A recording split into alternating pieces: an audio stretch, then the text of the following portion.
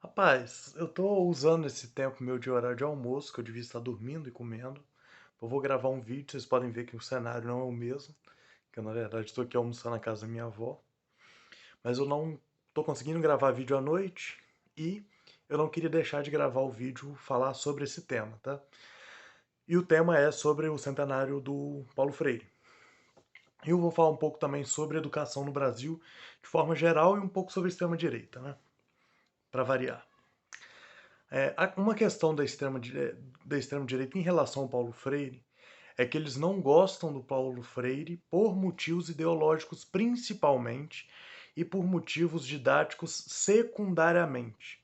Ou seja, não é por causa do método Paulo Freire ou pela toda a ideia que ele tem sobre educação que a direita não gosta dele, tá?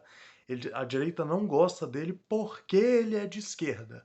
E todas as outras coisas seguem de forma secundárias.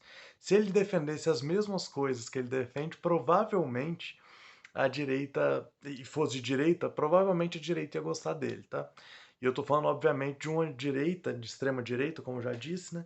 Que, que não é séria, né? Eles não têm como papel filosófico buscar a verdade, essas coisas. Só estão atrás da narrativa, eles são desonestos nesse sentido, tá?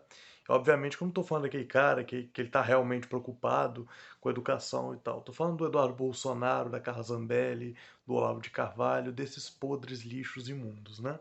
Claro. Enfim, mas qual é a relação do Paulo Freire realmente com a educação, né? Eu sempre falo que o pensamento social do Brasil e o Paulo Freire também está dentro desses exemplos, tá? Ele não é nada original. Dificilmente você vai pegar alguma coisa que seja muito original brasileira, porque o pensamento brasileiro normalmente ele é uma reciclagem de um pensamento europeu ou norte-americano. Eu dou esses exemplos durante todo o pensamento da sociologia brasileira.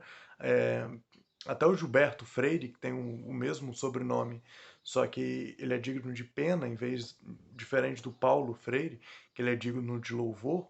O Gilberto Freire mesmo, ele tem um pensamento norte-americano de sociologia, e que ele aplica aqui. Do mesmo jeito que o Florestan Fernandes, que é um gênio, ele tem um pensamento marxista que ele aplica para a sociologia brasileira.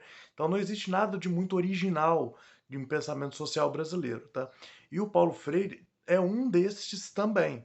Porque o Paulo Freire, se você ler, por exemplo, qualquer coisa de teoria crítica, de Habermas, de Horkheimer, você vai ver que até as palavras parecem muito com o que o Paulo Freire escreve sobre, por exemplo, educação redentora, educação revolucionária. Tudo isso, na verdade, são expressões da Escola de Frankfurt. Então, assim, ele tem, na verdade, uma aplicação de uma filosofia, nesse caso alemã, aqui no Brasil, né? Bom, os pontos que o Paulo Freire fazem que são muito positivos. Primeiro, é uma coisa que eu concordo um pouco numa coisa e discordo em outra, que o Paulo Freire ele vem de uma época, de uma tradição também construtivista, né? Que é uma tradição que eu várias vezes xingo aqui no canal, né? E eu xingo corretamente, inclusive deveria xingar mais. E ele é dessa tradição construtivista, tá? De que o pensamento ele não está pronto e esse tipo de coisa, ele se constrói, se destrói, é, e eu não concordo com isso, obviamente. Só que esse tipo de coisa é uma crítica construtiva que eu tô fazendo e uma crítica real. Eu não acho, por exemplo, que existe que eu acredito, por exemplo, na hierarquia professor e aluno. Eu acho que o professor ele tem que ser autoridade e ele é detentor do conhecimento técnico. E o Paulo Freire também, ele acredita que isso não existe, que o professor e o aluno eles detêm saberes diferentes. E é claro que isso é verdade, né? Mas quando você está na escola, hierarquicamente falando, o professor, eu acredito que ele tem que ser autoridade e que o conhecimento técnico na escola é que realmente importa. Agora, e o Paulo Freire não acredita muito nisso, né? E nisso eu discordo dele e tal. Só que você nunca vai ver uma pessoa de direita falando isso, porque eles não estão criticando de verdade os métodos e as ideias da educação do Paulo Freire. eles estão, na verdade, atacando o ideólogo Paulo Freire, né? Que é aquele cara da esquerda e tal.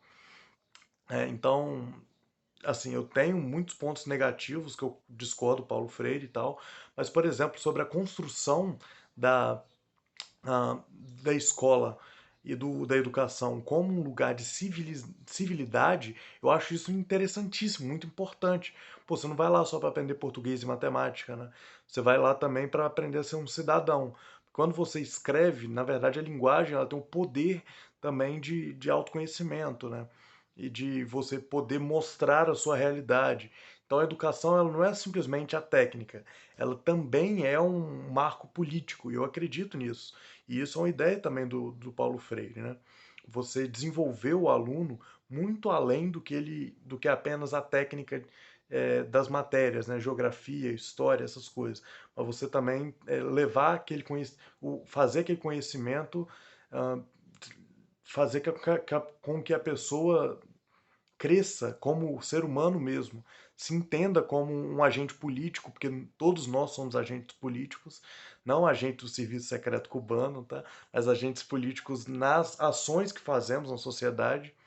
E isso a gente tem que tomar consciência mesmo. Quanto mais uma sociedade é consciente disso, mais participação o povo tem na política, e quanto mais o povo participa na política, melhor é a democracia, né? Pelo menos teoricamente é assim. Enfim, esse é o ponto. O Paulo Freire deve ser celebrado. Ele é um cara que mais é citado, o brasileiro mais citado do mundo em matérias de humanas, tá? Ah, então, assim, ele é incrível. A gente tem que celebrar ele, apesar das discordâncias.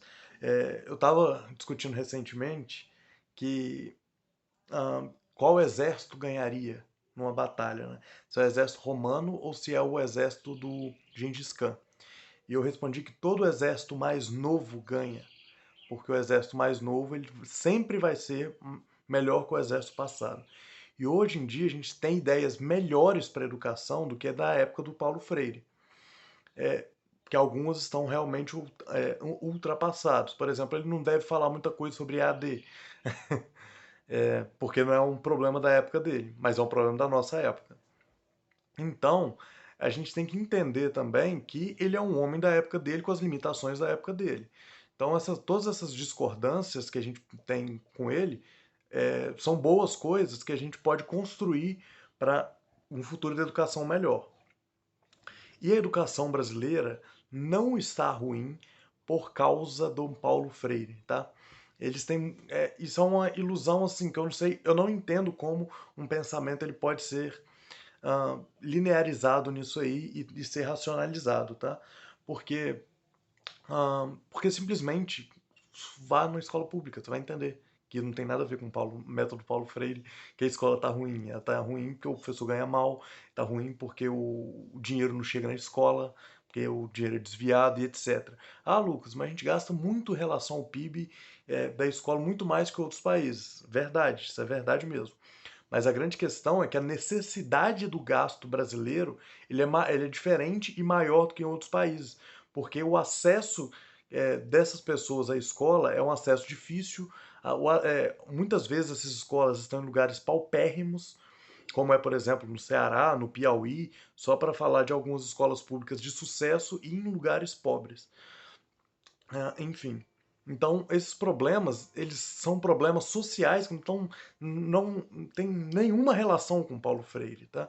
São problemas políticos mesmo. A relação que a gente pode trazer com Paulo Freire em relação a esses problemas de educação é que é também dever dos professores politizar os alunos de que isso também é problema deles. E isso, claro, é uma questão que o Paulo Freire com certeza apoiaria, né? Em último ponto, assim, poxa, Lucas, mas por que que mesmo com o método Paulo Freire, a educação no Brasil é ruim? Sim, é ruim, mas recentemente, tá? O Brasil ele teve um grande avanço. O sino começou a bater logo na hora que eu fui gravar o vídeo, né? Que bacana. Mas teve muito avanço em relação ao analfabetismo. Na década de 60, teve o Mobral, que é uma tentativa dos militares de acabar com o analfabetismo. E na década de 90 teve o final da década de 90, na verdade, começo dos anos 2000. Entre o período FHC e Lula, teve essa ideia de acesso a todos na escola. E um dos grandes motivadores para acabar o analfabetismo foi o Bolsa Família, tá? Porque para a família receber o Bolsa Família, a criança precisa estar na escola. Então são questões políticas que a gente ajuda a melhorar a educação no Brasil. Tá, Lucas, mas acabou virtualmente o analfabetismo no Brasil, mas hoje em dia tem um analfabetismo funcional. O analfabetismo funcional é um problema menor do que o analfabetismo, tá? Porque o analfabetismo era a omissão do Estado em